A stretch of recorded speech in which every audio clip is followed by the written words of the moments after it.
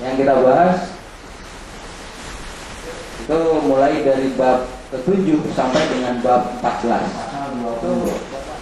Itu dasar hukum kita dalam menerapkan pendidikan lebih meningkat ke arah yang lebih bagus. Nah, di sini ada katanya di bab 7 bahasa pengantar.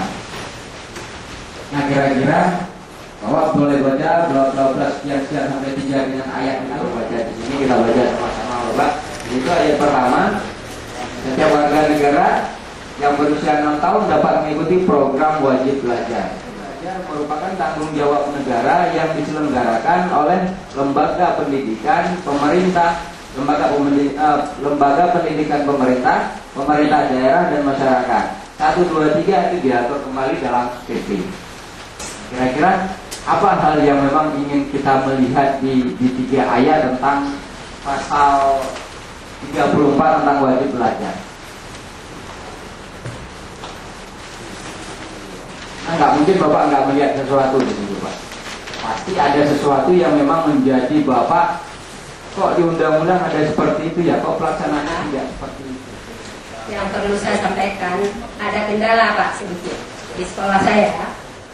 Saya sebagai kepala sekolah Pak sangat ingin untuk sekolah saya maju Pak. Tapi banyak kendala yang saya hadapi. Yang pertama di sana Pak, sering banjir Pak. Kadang-kadang dalam 1 minggu ada 3 kali banjir Pak. Di sekolah. Nah, tapi masyarakat di sana Pak, pendidikannya rendah. Nah, paling tinggi sekolahnya Pak SMP. Nah, sedangkan untuk komite ada agak yang kita pilih sulit Pak. Kan Anda ada yang yang sekolahnya tinggi, bagaimana? Dan sedikit lagi Pak, yang perlu saya sampaikan, ini masalah rumah dinas guru. Sedangkan guru ingin menetap di rumah dinas Pak. Kalau tinggal di kecamatan Wela Induk, ke sekolah sana 7 kilo Pak.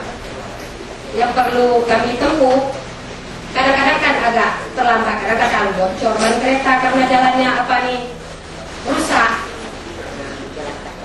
Nah, makanya yang perlu saya pesankan sama Bapak.